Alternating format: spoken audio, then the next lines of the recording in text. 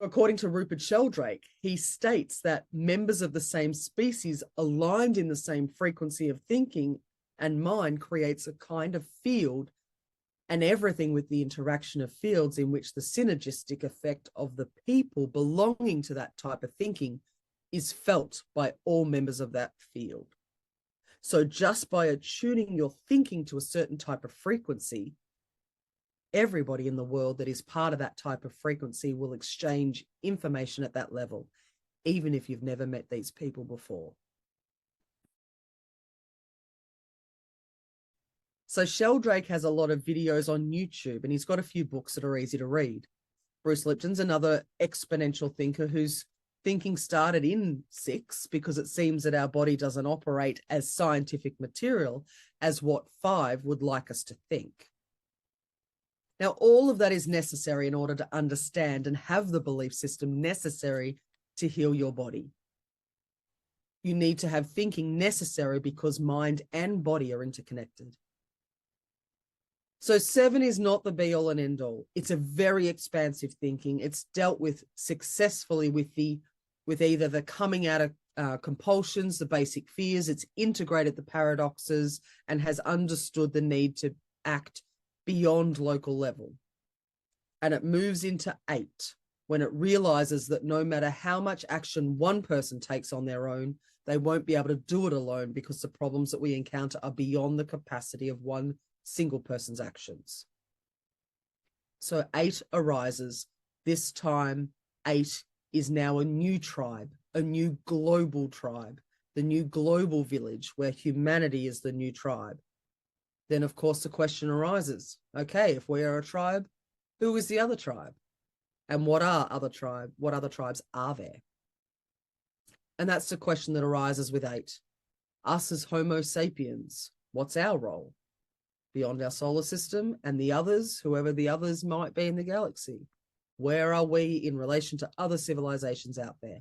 What's our role? What's our position? Where are we? Do we need to be aggressive? Are they friends, foe, or neutral? Now, I don't have an answer, and depending on who you study, the answer is yes for all those possibilities. The point is that a civilization that reaches 8 is the human organism, looking at humanity as a whole organism in which each individual works individually for you, knowing who they are and where they went through 7, but now reach the values level 8 understanding because it's necessary for all individuals. The purpose of coming together is much bigger than what we have considered so far. What's our role in relation to other civilization?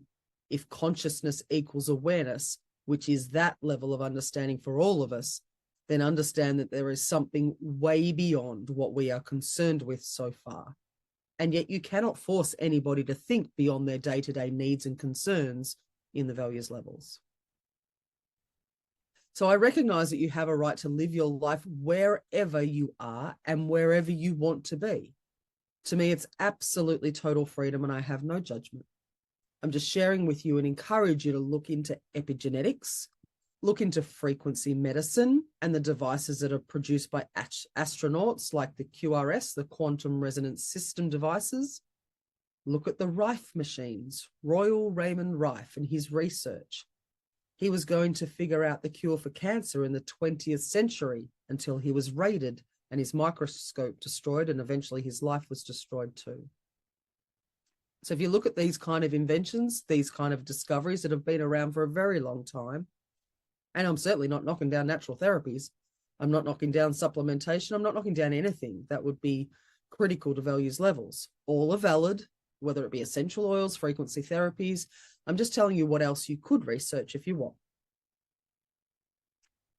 So in recent years, we have seen the emergence of values level 9. Now, I say that because I notice a lot of values level 3-like behavior from the people who are corporate, and it's happening all around the world. Kind of like kill with impunity, unless I get what I want. And there's been a few very suspicious deaths of some bankers in the last few years. And there's also been suspicious deaths of natural practitioner and integrative medicine doctors.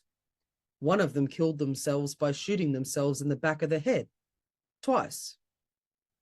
So a lot of medical practitioners who had suspicious deaths were already involved in either demonstrating results that cured certain conditions, and there were pharmaceutical companies that didn't appreciate these type of findings. So it gets me thinking, do we have an abuse of power? AKA values level 3, but this time at a global level. So are we witnessing acts of 3 because everything seems to be up for grabs? Values 3 is like the wild, wild west when it was the expansion of the unknown areas of the world. And think of the typical Western movies from the United States.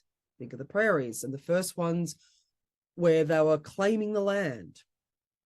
Now, I do wonder if we're witnessing something similar right now, but on the planet, because everything seems to be up for grabs as a behavior. So I wonder if we're witnessing a little bit of values level 9 while the rest of us are struggling with an environment which clearly allows us to do 5 and 6. I'll still have to do a little more research on that. So we're talking about going out and establishing a permanent basis on the moon. We're talking about going to Mars. Now, who are you going to send there? Tree huggers? Oh, I love you, man. No. In fact, the best people to send there will be values level 3 type of people who dare to conquer the land, and they go out there and conquer new territories and claim Mars. We do need to become an interplanetary civilization. We can't stay on this planet forever. We have evolved to the point where we're ready. We have the capacity to ask questions why. We have space assets and satellites. You know, what do you think is the cloud? The cloud is not the cloud. The information and the data is stored on satellites, in low orbit satellites and high orbit satellites. Elon Musk has launched thousands of satellites so far and wants to launch about 40 to 60,000 mini satellites in orbit around the Earth. Microsoft has already said that they want to put 1 billion microsatellites around the planet for the collection of data. Now, if you have satellites, these are assets. And that's why you need the thinking of 5, because otherwise you don't understand what's going on. These are assets. If you have assets, you need to protect them because that's risk management. Then you need weapons in space, and then you have weaponization of space, which is no good because we don't want weapons in space. Or maybe we do. You know, what do I know? But this is what's happening right now. And we're so busy with our lives that we don't even have the time to look up in the sky and see what's going on. I like to do research. I'm a bit of a geeky reader there. And I know that not everybody has the time or the care, and that's okay. But if you do care and this is meaningful to you, you can start looking up and reading about what's going on. Now, that's where our human civilization is going on, and it's really not that far away. Your children are going to be part of this. Before you know it, it's all going to be here, and the time flies really quickly. And it's really only in the next generation. It's not science fiction anymore. We have the technology. We have arrived at that level of development. And that's why all these massive changes are happening, and then technology drags us forward. We cannot have the plow and the tractors anymore the way it used to be, which makes me wonder, what's in the future? I don't have all the answers. So we already have meat that's made in a lab. I'm not saying it's good or bad. I'm just discussing the technology and where it's leading us as a global planetary civilization. There are so many things that are happening. And we won't even get me started on the insects.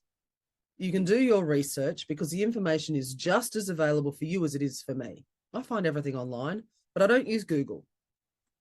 I either use Brave as a browser because I get different results, and as a search engine, I use DuckDuckGo. Although even recently, I'm not necessarily trusting that one so much. But DuckDuckGo is what I've used for many years, and I like that I get different results. It's just my preference. All right, so wrapping up 8 in terms of the global level of thinking and beyond.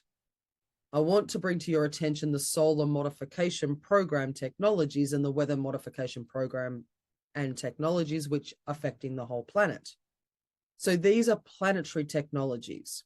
Does that mean we're beginning to develop stage 1 civilization technologies? I'm not sure. I can't say because I'm not part of that group that develops these technologies. I can say what I read from the documents coming from the United Nations and the World Economic Forum in organizations like these that talk openly about these things. So regardless of what you're being told in the mainstream media, I'm looking at the governmental and intergovernmental and in worldwide organizations like traditional, not anything else, the World Economic Forum and the United Nations. So developing the capability to engineer systems on the planetary level. That's definitely a stage 1 type of technology. So the electromagnetic field of the Earth interferes with the electromagnetic field of the sun. And that's why we're being warned about coronal injections of the sun and that it could blow out our satellites and blow out our communications. We see it in the media occasionally, although lately not so much because the sun's dormant. We don't have that much activity in the sun right at this moment. But the interference between the electromagnetic field of the Earth and out of the sun, but the interference between the electromagnetic field of the Earth and the sun, based on the modification that we're using in our weather and solar management, could interfere with the sun. Are we trying to develop technologies to influence the sun as the closest star to us? It's possible. All I know are the bits of information that I can read on the science website. And if you know the joke about NASA, the acronym NASA stands for Never a Straight Answer. There's lots out there if it interests you. The Large Hadron Collider in Switzerland, and that's embedded in rock. And when it's turning on, the whole magnetic field, especially in the Northern Hemisphere, bulges up. And I know you could ask, why should I care? Because the change in electromagnetism, and especially in the magnetic field of the Northern Hemisphere, and it depends, Northern, Southern, because it's all in balance and cannot influence one without influencing the other. It influences our moods, our emotions, our thinking, and our memory, because we're all part of this planet. We're not isolated to say, oh, it's happening over there, therefore it's not affecting me. It influences all of us, all across the earth and beyond. So the technologies are phenomenal. That's all I can say. And then we have the HAARP antennas, the HAARP antennas, which is a microwave where they shoot the energy into the ionosphere, heating up the ionosphere, and it's used for communication over the horizon. And also it's a lot of energy accumulated there, which can be used to target. It can be used for weaponry, of course, but it can be used for other things. And it's not about good or bad, but it's about what the science and the technology of humankind has created so far